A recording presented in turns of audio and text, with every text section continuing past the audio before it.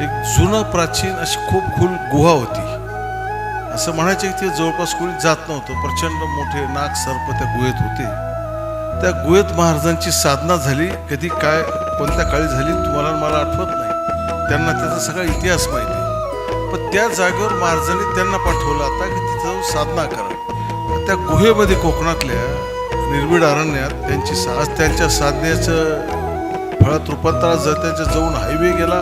आश्रम त्यांचा ते स्थापन झाला आणि चांगली भक्त मंडळी संस्कारित त्यांनी त्या ठिकाणी तयार केली. असे उल्हासगिरी महाराज या ठिकाणी आले. मला आज इतक्या दिवस सुरमणी गणविष्ठ हरिहर ब्रह्मादी आराधन विद्या ज्ञान कला गुणनिधी सिद्धेश्वरा नांगुरो हजारो वेळा मी म्हटलं असेल, पण त्याच्या अर्थात कधी गेलो नव्हतो खोलात. आज तो अर्थ उल्हासगिरी महाराजांनी इथं समजून सांगितला. तो आम्हाला भावला, आम्ही मानला आणि त्या आपल्याला जो रोज ज्ञान देणारा कोणी भेटेल तो आपला गुरु. महाराज उल्हासगिरी महाराज आमचे वंदन करतो. असे अनेक साधू इथं जे आलेत आपले साधू. जसं महाराजांचं एक वाक्य होतं की मी सगळ्याच्या पलीकडचं आहे, मला प्रसिद्धी नको, हे नको, ते नको. हे महाराजांनी कायम विरोध केला. अनेक कुंभमेळ्यात आम्ही प्रयत्न केला की महाराज अशी मुलाखत घ्यायला आमचे काही मित्र यायचे नको म्हणायचे, आपलं चालू द्या. साधं राहणं ही जी शिकवण महाराज दिली ती आमच्या सगळ्या साधूंमध्ये दिसते. आणि ज्या ज्या ठिकाणी घनदाट अरण्यात शेकडो वर्षापूर्वी कधी महाराजांची साधना झाली त्या स्थळी महाराजांचे मठ आश्रम तयार झाले. आणि ते आश्रम सांभाळणारी ही तर सगळी अनेक मंडळी या ठिकाणी तुमच्यासाठी निमंत्रित केली, या भूमीसाठी निमंत्रित केली. या सगळ्यांचे अनुभव मार्गदर्शन तुम्हाला ऐकायला मिळणार आहे. त्यातले उल्हासगिरी महाराजांनी आपल्या भावना सांगितल्या. आत्ताच येता आमच्या दाजीपूर आश्रम आहे, अत्यंत घनदाट जंगल आहे. डांगाचं हे म्हणतात, पाटाचं डंग म्हणतात, घनदाट. आत्ता तुम्ही दिवसा गेले एकदम घनदाट किर अरण्य आहे त्या पाटाच्या डंगात. त्या अरण्यात महाराजांची खूप वर्षापूर्वी अनेक वर्ष साधना झाली. आणि तिथं जो आश्रम आहे त्याचं काम करणारे कालिदास महाराज येणार आहेत. झांजूचं पाणी जिथं आश्रम आहे, महाराजांचं लीला तुम्ही ऐकल्या असतील कधी.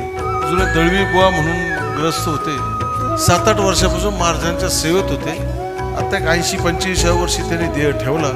पण महाराजांच्या तपातल्या अनुभव त्या दळवी खूप आम्हाला सांगितलं. आता आपल्याला अहंकार करू नये किंवा स्वतःला फार मोठं समजू नये, परंतु जेव्हा आम्ही दाजीपूरला महाराजांबरोबर साधनेला असायचो, महाराजच साधनेला असायचे आणि त्या महाराजा तपात अनेक चमत्कार पाहायला मिळायचे. कृष्णेच्या नर्मदा नदी आपल्या कृष्णा नदीमध्ये आपल्या हैदराबादच्या पुढं काय असतो आपलं नागार्जुन सागर. नागार्जुनला कृष्ण खूप मोठं धरण आहे. म्हणजे भंडारदऱ्याच्या 25-50 फूट धरण, 500 TMC धरण आहे मोठं. खूप मोठं जंगल, खूप अथांग सागर. त्या समुद्र त्या पाण्यात महाराजांची साधना आली कृष्णेत. आणि त्याचे काही दृश्य चित्रित केले गेले. म्हणून सांगतो की इतके महाराज तपासकातले अनुभव पाहायला मिळाले.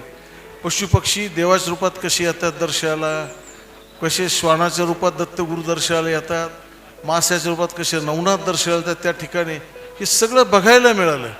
पण हे सांगायचं नाही अशी धारणा, म्हणजे चर्चेची करू नये, तर कोणाला पटतं न पटतं आणि मग लोक त्याची टिंगल टवाळी कधी कधी करतात. पण ते अनुभव सांगू नये असं होतं. पण आता महाराज नाहीत, तर त्या अनुभवाची ज्या खुणा आहेत, काहीचे शूटिंग केलं आम्ही, काहींचे फोटो आहेत, आहे म्हणून आता ते सांगायचे. तर अशा ह्या सगळ्या आश्रमांच्या ह्याच्यात राहणारे सगळे साधू महाराज, झांजूच्या पाणीला राहणारे साधू दीपक महाराज आत्ता या ठिकाणी आले. आपण त्याचं स्वागत केलं.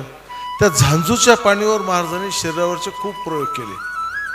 आणि तिथं महाराजांनी मग तो पर्वत कसा उघडायचा, हजारो वर्षापासून जे बसलेल्या ऋषीमुनीचं दर्शन कसं त्या धनगर सेवकांना द्यायचं, ते सगळे अनुभव त्या ठिकाणी घडले. त्या ठिकाणचे दीपक महाराज या ठिकाणी आले. असे अनेक ठिकाणचे महाराज आले. सगळे अनुभव तुम्हाला एक दिवस या ठिकाणी ऐकायला मिळतील. परंतु सगळ्यात सुरुवात जी महाराजांची झाली की तप करून महाराज समाजात भूमिक व्हायला लागले. पहिल्यांदा गगनगडावर आले. मग गगनगडावर ते अनेक वर्ष मौनात राहिले. 15 वर्ष तिथं तप केलं, निराहारी तप केलं महाराजांनी त्या गगन. आणि मग तो गगनगड समाजासाठी महाराजांनी खुला केला. का त्या गगनगडावर खूप गुहा आहेत, खूप पाण्याचे तळे झरे आहेत, आतमध्ये कुंड आहेत पाण्याच्या आतमध्ये, 52 पाण्याचे कुंड आहेत आतमध्ये. तुम्ही आत्ता गेल पाहायला मिळतात. आणि असा दिव्य असा तो गगनगड आहे.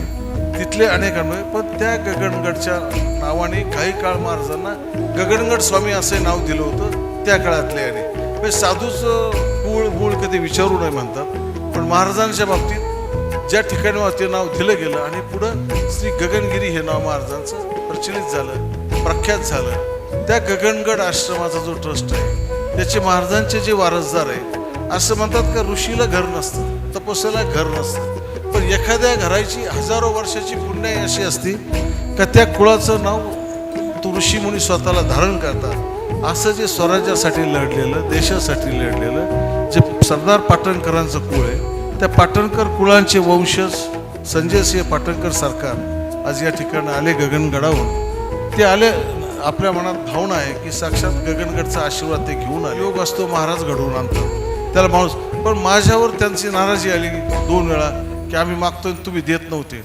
परंतु खरी कहाणी अशी होती, एकदा जाखुरीची मंडळीने खूप पूर्वीपासून प्रयत्न करायचे, पायी यायचे आणि मागणी करायची, आम्ही गरीब लोक आमच्या गावात सप्ताह द्या, आमच्या गावाचा उद्धार महाराजांना घेऊन आले डेअरीवर. त्यांची डेअरी सोनं झालं. गुजरात त्या काशी विश्वेश्वर मंदिराचा किती बदल झाला.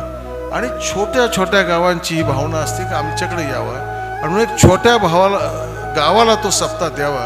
पण जाखुरीसारख्या गरीब गावाला तो दिला गेला आणि त्या जाखुरी तो भव्य दिव्य स्वरूपात मागच्या सप्त्यापेक्षा असा सप्ताह तो करून दाखवला. आणि मग महाराजांची काय किमया झाली, चमत्कार झाला, कुंभमेळा आहे आणि आता आपण गुंजावळीला हा सप्ताह आणायला हरकत नाही अशी भावना झाली असेल. आणि म्हणून या ठिकाणी तो सप्ताह आला.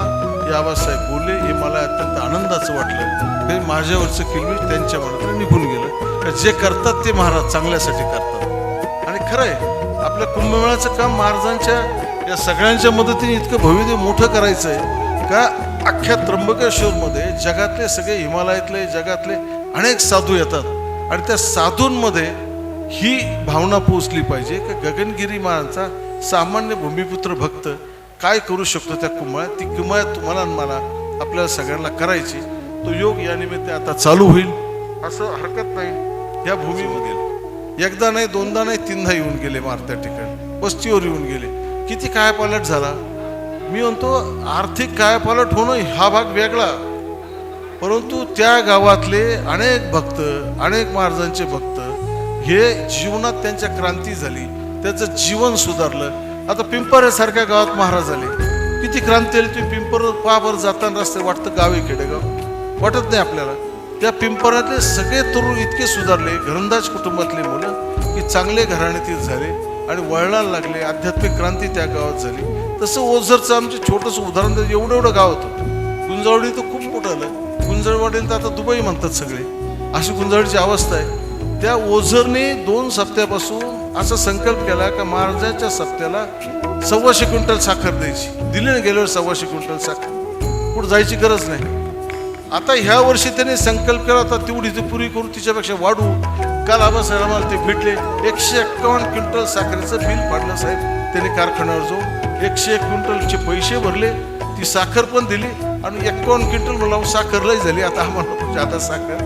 मग ते 51 क्विंटल साखरेचं त्याने भातात रूपांतर करून दिलं आणि त्याचा भात पण त्याने करून दिला. महागाईची साहेब गाव करेल ते राव करू शकत नाही.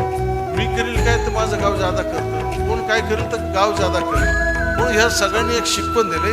हा असा सप्ताह आहे साहेब का याच्या पाठीमागं कुणी मोठी शक्ती, कुणी मोठा कारखानदार, कुणी उभा नसतो आर्थिक बाबतीत, परंतु सगळी मदत ते कारखाने त्याच्या आदर्श उपत्कार. समजा हे सपाट करून दिलं, आपली कारखान्याची यंत्रणा लाभली, संगमनेर कारखाने, तलाव साफ करून दिले, संगमनेर कारखाने. अशी सगळ्यांच्या मदतीतून सामान्याच्या मदतीतून होणारा हा सप्ताह आहे. तर ह्या सप्ताहाला आज इथं सुरुवात झाली. साक्षात गगनगिरी महाराज इथं अवतीर्ण झाले. वेळ पण खूप झाला, पण पहिला दिवस आपला थोडा असाच चालतो आणि त्याच्यासाठी संजयसिंह पाटणकर साहेब या ठिकाणी आलेत. मला वाटतं आपण त्यांचंच विचार ऐकावे.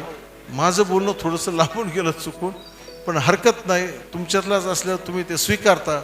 परंतु संजयसिंह पाटणकरांचं मनोगत ऐकावं अशी तुमच्या चरणी प्रार्थना करतो. कारण वेळ बराच झाला आहे, प्रसाद सगळ्याला घ्यायचा आहे.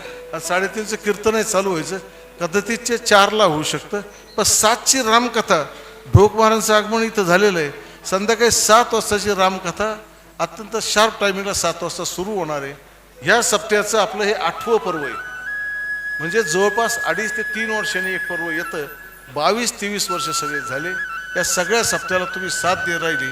त्या परमपूज्य विश्वगौरवविषयी परमपूज्य स्वामी गगनगिरी महाराज अखंड हरिनाम सप्ताहाचा जी सप्ताह कमिटी आमची तिचा अध्यक्ष म्हणून तुमचं सर्वांचं स्वागत करताना मला मनापासून या ठिकाणी आनंद होतो.